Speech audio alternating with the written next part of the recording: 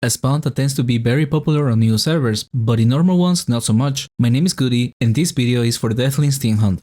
This spawn is located in Grey Island and is part of the secret library quest, so in order to get access, you must do a few missions beforehand. Starting in Kormaya, find the NPC Dedoras and say hi, search, then each of the blue texts to start off the quest for each separately. Then head to Ederon and talk to Spectulus, say hi, rumors, yes, and with that, you are sent to the Deathling Spawn in Porthole, which is not the one for this video. Instead, it's a small one where you do the mission. Enter through the water vortex and then follow this path to the second floor. Then in the middle, find the vines and levitate on them. Walk near the book and you get a quest log updated. Then report back to Spectulus by saying hi, rumors, and J, and that gives you access to the spawn. But if you are unable to start the quest, then it might be necessary to do the first part of Liquid Black, which is for access to the normal Deathlings. Assuming that you get access, then take the further southeast hall by Grey Island and go down through the stairs. Then go east from there and you get to the spawn after entering the teleport by the end. This spawn only has two types of Deathlings, Scouts and Spell Singers, and the distribution is heavily biased towards Scouts, so a prey for them is quite useful. Damage taken for the EK is mostly physical, but it's recommended to use Terra Amulets to lower the earth damage intake a bit,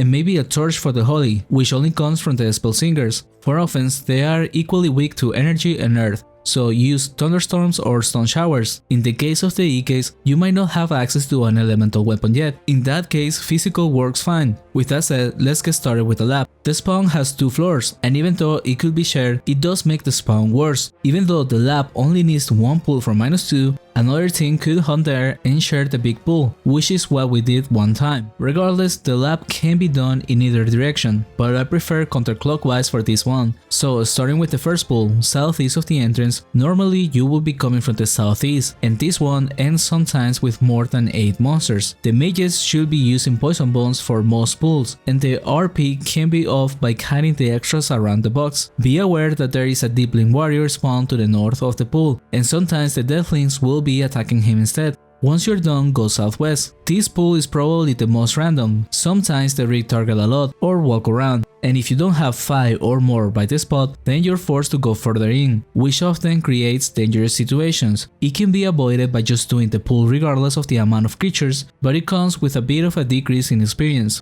After this, levitate down. I recommend the EK to go down by the northwest, and the rest can do it from the south. Once down, I will do a lap around the edge of the northwest side and lure monsters from there, and in the meantime, the RP is doing the same by the southeast. Then we meet in the middle. This one will be the hardest pull because it is easier to overlure and is also recommended to do so, and it should be the paladin outside kiting the extra creatures around the EK's box. Once the pull is over, the RP takes the stairs to the west, and the rest takes the stairs by the south. EK, pick your head towards the right side to lure one that usually walks around, and then set up in front of the building, and a few seconds later the RP should be coming with his lure from the west side, making this a proper box. Then go east, and here there will be 2 options. You either stop around here, making a bit of a weak pull with 5 or so monsters, potentially having the RP lure from the southeast, or go further into the southeast and do a pull there. I prefer the first option. The second one usually has monsters retarget on shooters and it gets messy, but it's up to you to decide, and the decision will affect the next pull after that, because if you went with the first option, then the extra monsters will be lured to the next pull, and it ends up being over 8 monsters. Usually 9 or 10 get lured. The next pull after this is the worst to set up, since sometimes bombs from the previous lab are on the way and the creatures are all over the place. You either set up northwest of the stone and lose on one spot in the box, or personally I like standing in the middle on this spot.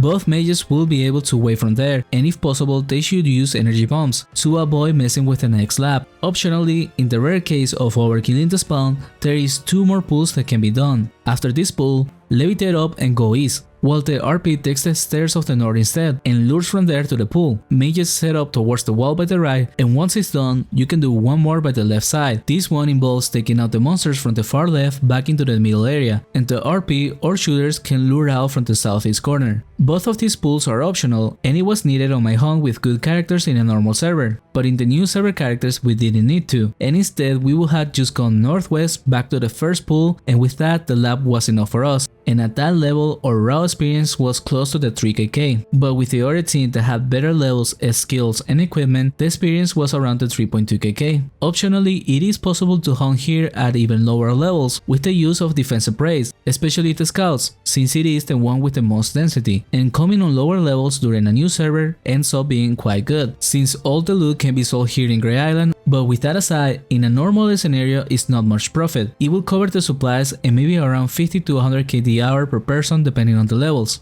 But there is potential for more, since the necklace of the deep they drop has gone up in value, and the Deathling wards are needed for the ice imbuement protection, so check the market for both before selling to the NPC. Lastly, as part of the quest, there is a boss in this spawn, which is Brokul. He's not particularly worth farming, but if you are already hunting here, it is okay to do it just for some bestiary. All you got to do is hit the Deathling monuments across the spawn, and that gives you access. He has 2 item drops that are rare, but only useful in new servers, since both of them cannot be imbued with crit, so they end up being worse than other ones or rods. And that's all I got for this video. If you like the content, consider subscribing or supporting directly with Tibia coins to Goody Donation. Thank you for watching, and a special thanks to Tuna Hero, Nice Star and Door the Slasher.